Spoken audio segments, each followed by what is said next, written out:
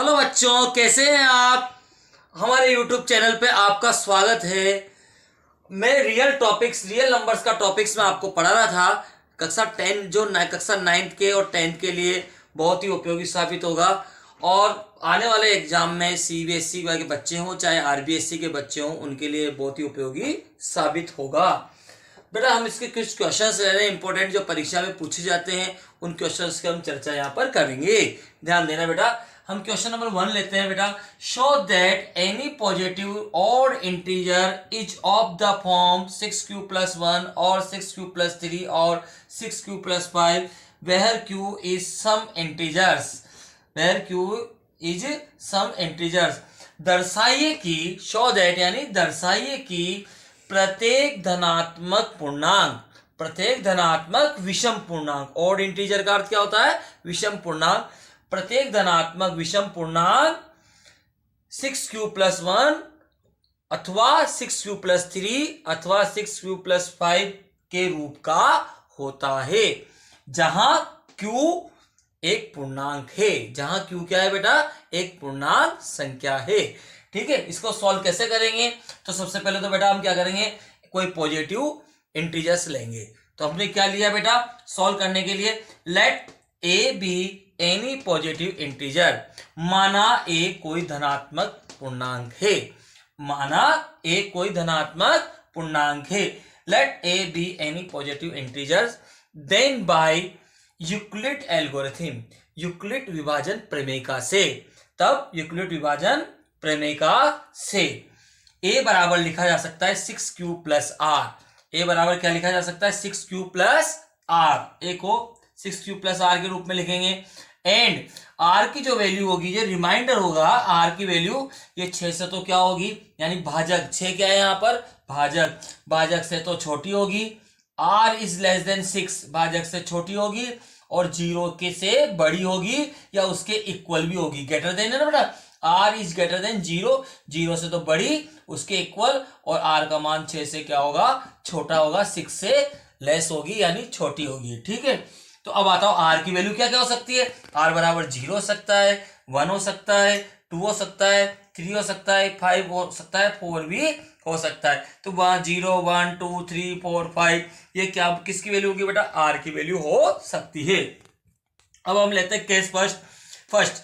जब r बराबर 0, r बराबर 0 रखेंगे तो बेटा r की जगह 0 रखेंगे तो a बराबर क्या आएगा? a बराबर आएगा 6q + 0, 6q + 0। तो a बराबर आएगा बेटा 6q। आया नहीं आया 6q? इसी प्रकार हम बेटा r की जगह 1 रखेंगे, 1 रखेंगे तो आएगा a बराबर 6q + 1। आया नहीं आया? देखो 6q + 1। इसी प्रकार हम थर्ड में a बराबर क्या रखेंगे? r बराबर 2 रखेंगे तो a बराबर आएगा 6q + 2। इसी प्रकार फोर्थ में देखो 6q + 3 आएगा, r बराबर 3 रखना है, एक बार r बराबर 4 रखना है तो a बराबर 6q + 4 आएगा।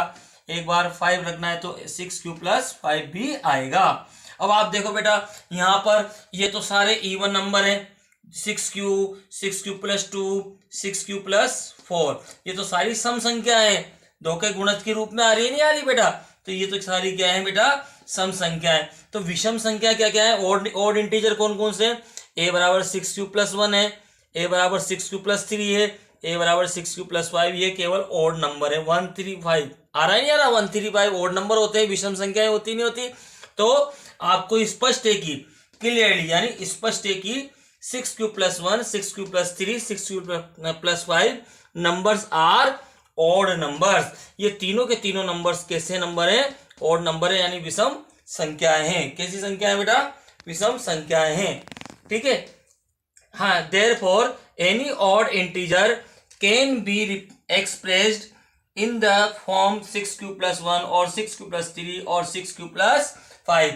इससे ये सिद्ध होता है कि प्रत्येक विषम पूर्णांक किस रूप का होता है? 6q + 1 के रूप का, या 6q + 3 के रूप का, या 6q + 5 के रूप का। Hence prove.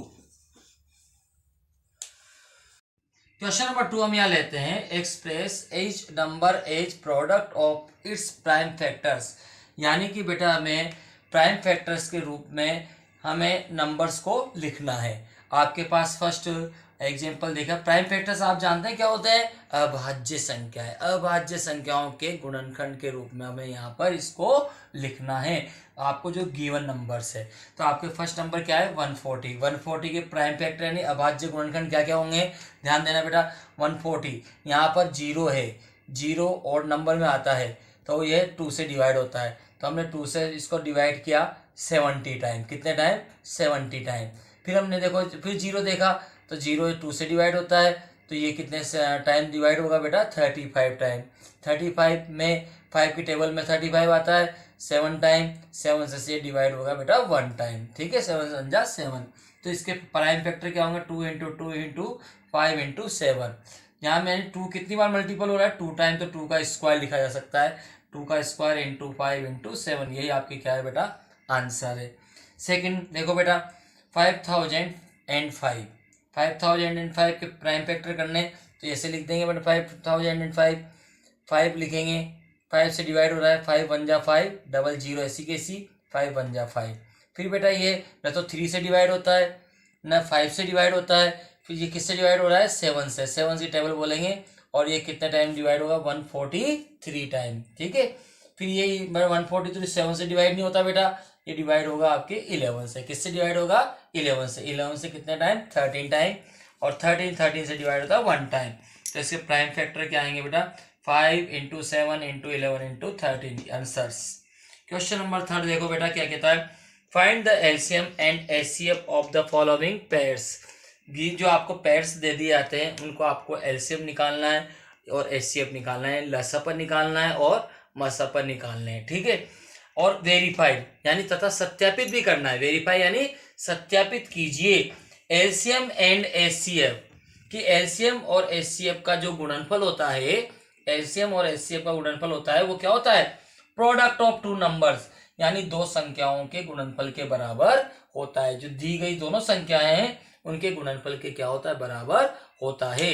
यानी कि एलसीएम एंड एचसीएफ बराबर क्या होता है, प्रोडक्ट ऑफ 2 नंबर्स, यानी 2 संख्याओं का गुणनफल उनके एलसीएम और एचसीएफ के बराबर होता है। एलसीएम × एचसीएफ के बराबर होता है, एलसीएम × एचसीएफ के क्या होता है बेटा, बराबर होता है। तो आप देखो बेटा क्या करेंगे, 26 और 91 इनका हम क्या निकालेंगे, एलसीएम और एचसीएफ निकालते हैं। तो 26 के फैक्टर करेंगे, 26 के फैक्टर जानते हैं 2 सी टेबल में आएगा, 13 टाइम, 13 से 1 टाइम। 91 के फैक्टर 7 से जाएगा, 13 टाइम, 13 में 1 टाइम। तो ये आपके फैक्टर ऑफ 26 क्या हो गए बेटा, यानी 26 के गुणनखंड क्या लिखेंगे बेटा, हिंदी मीडियम वाले 26 के गुणनखंड लिखेंगे। 26 के गुणनखंड क्या होंगे, 2 × 13, ओके ना बेटा। और ऐसे फैक्टर ऑफ 91 के फैक्टर क्या होंगे, 7 × 13, है ना बेटा, 7 × 13। अब देखो बेटा एचसीएफ क्या होता है, एचसीएफ का शॉर्ट तरीका याद रखना। एचसीएफ को मैं बता देता हूँ क्या होता है। एचसीएफ वह बड़ी से बड़ी संख्याएं होती है, वो एचसीएफ वह बड़ी से बड़ी संख्याएं होती है जिसका दी गई संख्याओं में पूरी बार भाग चला जाता है, एचसीएफ कहलाता है। ठीक है, जबकि एचसीएफ निकालने का शॉर्ट तरीका आपको मैं बताता हूं कि एचसीएफ क्या होता है बेटा, ध्यान देना कि सब एक तो कॉमन देखना है, सबसे इंपॉर्टेंट, दोनों में कॉमन देखोगे आप। क्या देखोगे, कॉमन, कॉमन यानी उभयनिष्ठ। क्या देखेंगे बेटा, उभयनिष्ठ, कॉमन, है ना।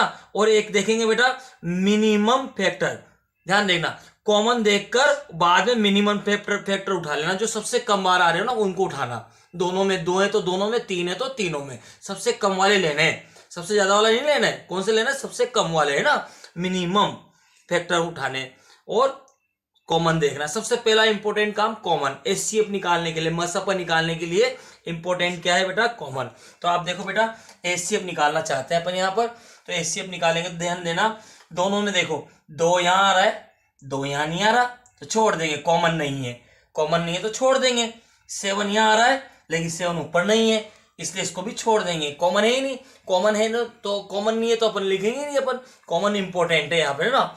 अब देखो फिर देखेंगे 13 यहाँ भी आ रहा है 1 टाइम, यहाँ भी 1 टाइम आ रहा है, तो दोनों जगह पर मिनिमम एक बार ही आ रहा है, यहाँ भी एक बार आ रहा है, यहाँ भी एक बार आ रहा है, तो मिनिमम फैक्टर क्या है इसका, एक बार 13 दोनों जगह पर आ रहा है, कॉमन भी है और मिनिमम भी एक बार आ रहा है दोनों जगह पर, तो यहाँ पर 13 को हम लिखेंगे। यही हमारे क्या कहलाएगा, एचसीएफ कहलाएगा। एंड एलसीएम देखना बेटा, एलसीएम क्या होगा, यहाँ पर एलसीएम के मैंने एलसीएम के बारे में बताता हूं। वह छोटी से छोटी संख्या, वह छोटी से छोटी संख्या जिसमें दी गई संख्याओं का भाग पूरी पूरी बार चला जाता है, क्या कहलाता है बेटा? एलसीएम कहलाता है। और एलसीएम लेने के लिए क्या करना है कि मैक्सिमम फैक्टर देखने हैं बस। इसमें कॉमन से कोई मतलब नहीं है। क्या देखना है? बस मैक्सिमम फैक्टर देखना है। इसमें कॉमन से कोई मतलब नहीं होता है। केवल क्या देखना है? मैक्सिमम। क्या चुन चुन के मारना है। किसी कोने में ही बैठा है ना, उसको भी उठा लेना है। क्या उठाना है? कोने में बैठा है तो उसको भी उठाना है। यानी चुन चुन कर इसमें मारना है, सबको चुन चुन के लेना है, किसी को नहीं छोड़ना है। कोई कोने में भी दो पे ओके बैठा है तो उसको भी ले लेना है। वो एलसीएम होता है बेटा, ध्यान देना। तो देखना बेटा, यहाँ देखो गौर से, 26 और 91 के फैक्टर अपन ने कर ही लिए थे। देखो यहाँ दो वन टाइम आ रहा है। यहाँ पर देखो 7, यहाँ 2 आ रहा है, यहाँ 2 नहीं आ रहा, लेकिन यहाँ 2 आ रहा है। तो मैंने कहा था यहाँ पर कॉमन से मतलब नहीं है, यहाँ पर अपन को मैक्सिमम लेना है। तो मैक्सिमम 2 एक बार ही आ रहा है, तो हम यहाँ 2 लेंगे। क्या लेंगे? एलसीएम में 2 भी लेंगे, एक बार ही आ रहा है। इसके बाद देखो 7 भी यहाँ एक बार आ रहा है, ठीक है। 7 यहाँ एक बार आ रहा है, यहाँ नहीं आ रहा, तो कोई मतलब नहीं है। कॉमन से तो अपन को मतलब ही नहीं रहता, हमें तो केवल एक टाइम लेना। सबसे मैक्सिमम 7 एक बार ही आ रहा है, एक बार 7 भी उतारेंगे। इसी प्रकार देखो 13 यहाँ एक बार है, यहाँ भी एक बार है। सबसे ज्यादा दोनों में एक एक बार ही आ रहा है, तो हम एक बार 13 भी ले लेंगे। इन सबको मल्टीप्लाई करेंगे, हमारा आएगा 182। हाँ, वेरीफाई करेंगे बेटा अपन। वेरीफाई करने के लिए अपन को दिया था बेटा कि एलसीएम इंटू एचसीएफ किसके बराबर? प्रोडक्ट ऑफ 2 नंबर्स के इक्वल होता है। तो अपन वेरीफाई करने के लिए अपन एलसीएम को किससे मल्टीप्लाई करेंगे? एचसीएफ से। तो एलसीएम इंटू एचसीएफ, एलसीएम हमने निकाला था 182 इंटू एचसीएफ निकाला था 13, दोनों का मल्टीप्लाई क्या आया? 2366। कितना है बेटा? 2366।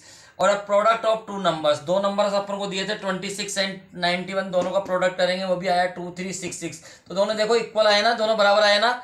दोनों संख्याओं का गुणनफल भी 2366 आया और एलसीएम एचसीएफ भी 2366 आया। तो बेटा ध्यान देना, सो अतः एलसीएम इंटू एचसीएफ किसके बराबर है? दोनों संख्याओं का गुणनफल के बराबर है, प्रोडक्ट ऑफ 2 नंबर्स के बराबर है। दोस्तों, आज मैंने आपको आपके रियल नंबर्स के क्वेश्चंस करवाए। कल मैं और इसके इंपॉर्टेंट क्वेश्चन लूंगा इस चैप्टर में से। जो इंपॉर्टेंट क्वेश्चन आपके पूछे जाते हैं उसके बारे में मैं आपको पढ़ाऊंगा, है ना। ध्यान देना, आप सभी मेरे से जुड़े रहिए। कल फिर आपके एक वीडियो आएगा जिसमें आपको नेक्स्ट अगले टॉपिक के बारे में आपको बताएंगे और अगले क्वेश्चंस आपको कंप्लीट करवाएंगे। आप सभी बच्चे मिस चैनल्स को लाइक करेंगे, शेयर करेंगे, सब्सक्राइब भी करेंगे।